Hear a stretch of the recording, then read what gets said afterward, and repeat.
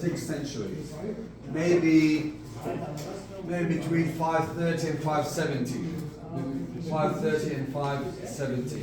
Maximum of size 570 actually, AD.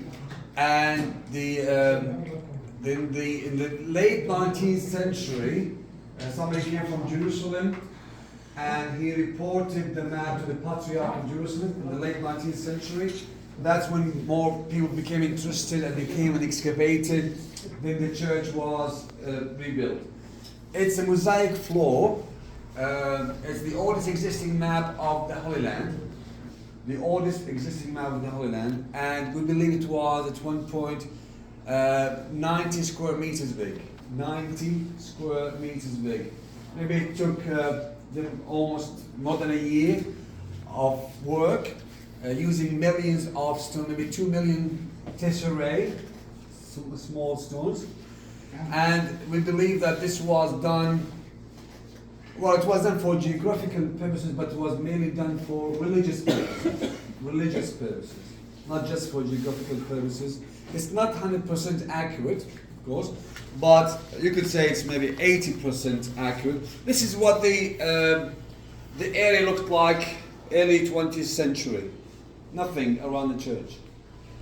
Empty around the church. And here, this is a bit later. So Madaba, so the Christians, this is the same, this is the church that you see outside. Now this map, unlike the modern maps, was oriented east-west or west-east. The modern maps oriented north-south or south-north. This is oriented east-west. So when you go inside the map, you go inside the church from the west, and you'll be facing real east. Real west will be behind you, real south, real north. So this map was oriented eastward so that you go inside the church. When you go inside the church, you are facing real east and real west. Is this going on YouTube? Okay, because I didn't brush my hair. Okay. Now, the ones who rebuilt this church, unfortunately, they were not aware of how important this mosaic map was, so some parts went missing, unfortunately. So, yeah, you go in, this will be closer to you, and this will be further. So this is west, this is east, this is east. And the map covered a huge area from Syria and Lebanon, all the way to Egypt. From Syria and Lebanon, next to the northern wall, that you don't see here, all the way to Egypt in the south. From the Judean mountains here, all the way to the Mediterranean Sea. All the way to this is what's left of the Mediterranean Sea. So it's a huge area, huge area. Of course, they used some older maps to help them locate all these places, and maybe the reports of the travelers, and that enabled them to locate many of these places on the map. This is the famous River Jordan.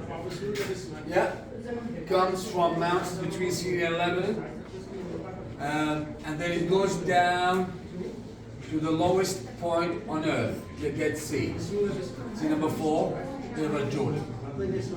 And you can see some boats sailing in the sea, in the river, which means it was much more water at that time in the River Jordan. And you see some fish even swimming back. And this one is swimming back because of the salty Dead Sea, because nothing can live in the Dead Sea. It's 30% salt. So this fish is swimming back. This is the Jordanian side of the Jordan Valley. And here is a place called Enur, what is now Sarsapos. Now, we believe that this is the baptism site. We were here at Bethany beyond the Jordan. But on the other side, you can see Beth Abara. Beth Abara, or the house of crossing. The house of crossing. Beit al-Ubur. The house, wake up, wake up, wake up. The house of Christ. I'm not that boring. I'm not at the baptism site anymore. No, don't worry.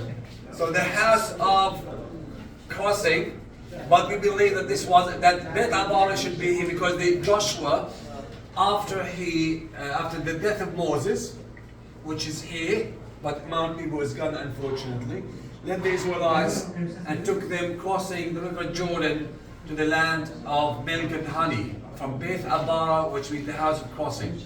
Now here there was a representation of a lion chasing the gazelle, and it was destroyed maybe to keep the peaceful atmosphere in the church.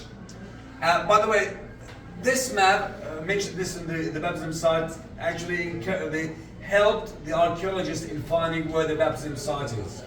They went and excavated this area, and that's when they found all these monuments that we saw this morning. The northern end of the Dead Sea, number 3, 2 boats sailing in the sea. One could be carrying salt, one could be carrying rice. So there was trade between the two banks. Al-Hakam, Habibi. Between the two banks of the Dead Sea.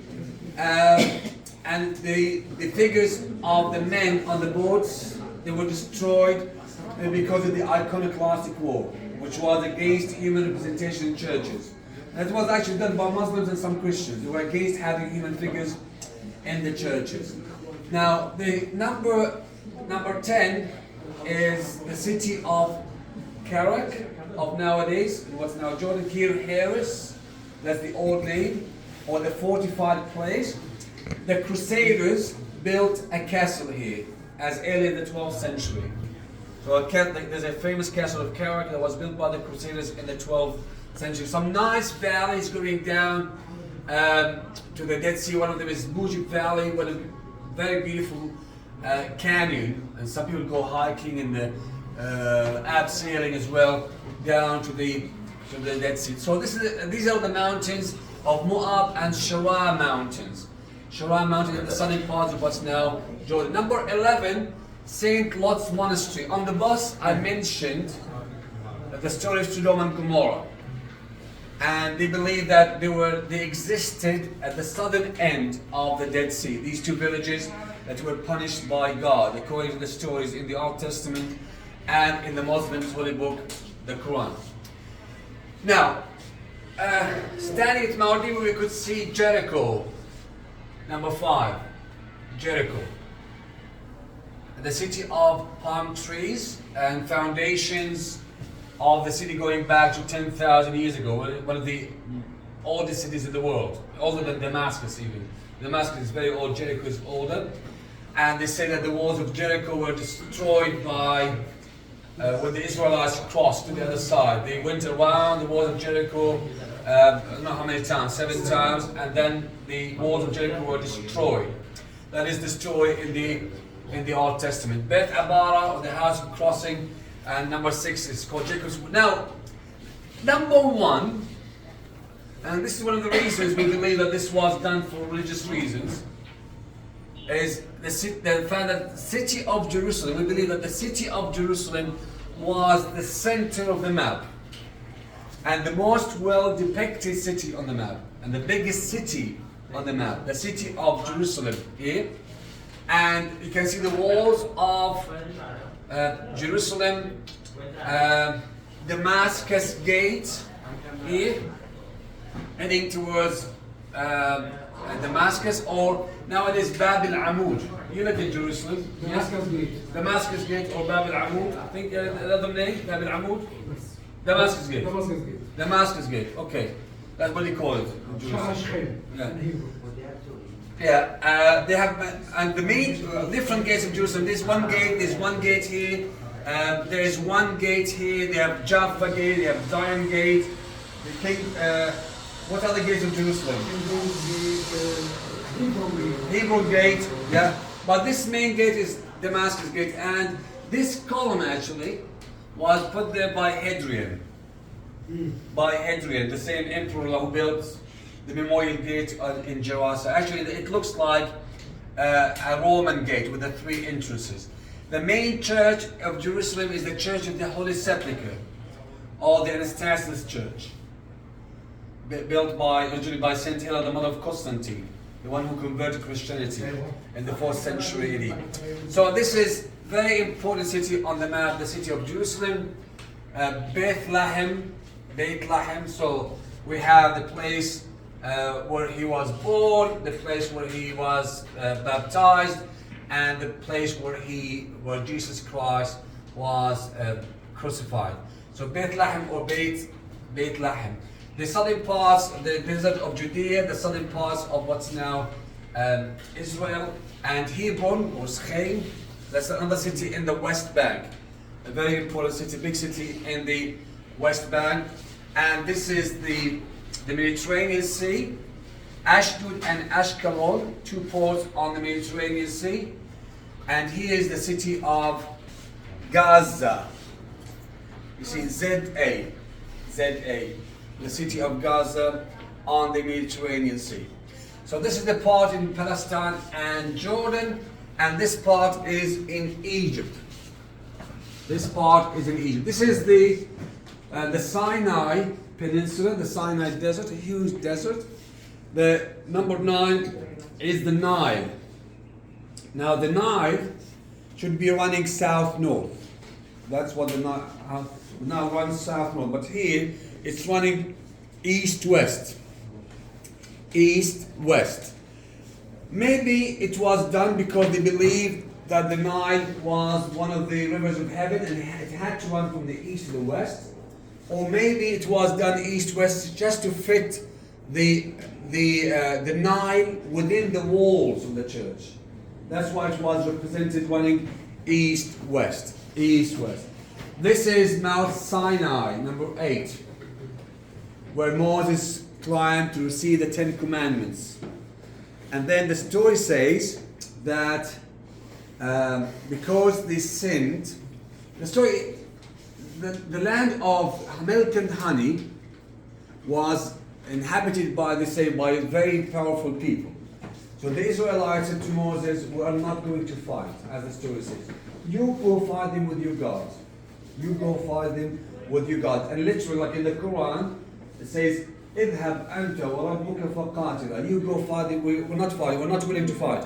That's why they were punished, according to the story in the Old Testament and the Quran, and they were lost for 40 years in the Sinai desert. And 40 years, that is a generation, you could say. So that a new generation would come that is willing to fight and cross the Sea of Reed or the Red Sea with Moses and traveled along the Edomite kingdom and the Moabite kingdom till they reached the plains of Moab, and they climbed Mount Nebo, and then they crossed under the leadership of Joshua, according to the story in the Old Testament. We have so many places mentioned on the map. Some small, some big, some we still exist, some disappeared. But this is a very, very important masterpiece. Any questions? Yeah, maybe one question. Yes. So, what could be the most possible routes that they use from Jerusalem? From Jerusalem? Me from Egypt. Well, it says that Moses parted the Sea of Reed. The Sea of Reed, which is the Red Sea. The Red Sea, which is somewhere, you can say here. Yeah? And he parted it. And then they traveled. We know that they passed through the Edomite kingdom. That's why Harun or Aaron, if you remember in Petra, died at the top of one of the mountains. Moses had a stutter. He was not articulate. So, yes, he stuttered, according even to the story in the Quran. So he asked God to send Harun with him, his brother Aaron, as his spokesperson. So he died at the top of that mountain. Then they continued maybe the Edomite kingdom, and then to the Moabite kingdom, this area. Maybe they crossed the Arnon. The biblical name of this is the Arnon. That's Mujib of nowadays. So maybe they crossed the Arnon, according to the story, and then they reached this point. Yeah. It was a long journey, very long journey under the leadership of Moses, according to the story in the Old Testament. Amen. Yes. What's the name of the desert? Judea. Judea. Which one? Which desert? This Judea. Yes. And what is the name now for this desert? Naqab. Nakab, yeah, Nakab, yeah. Negev, yes, yeah. But this is the Sinai, the bigger one. Yes. The Sinai is very. Yes. What's Negev there? Yes, here, somewhere here in the south, this area. Yeah. This is where. But this is not 100% accurate. Still, I thought it's like where John the Baptist born. Yes, Judea. Well, we believe that he was born somewhere here because they live next to the Dead Sea. Not in Judea. No, the Dead Sea. Or the Dead Sea because they lived in caves. The Essene groups lived in caves, and that's where the Dead Sea Scrolls were discovered. I don't know if you're familiar with the Dead Sea Scrolls. The oldest manuscript of the Old Testament were discovered in some caves, at the northern end of the Dead Sea. Yeah. All right, now I'll give you the tickets, and you can go and have a look inside the church.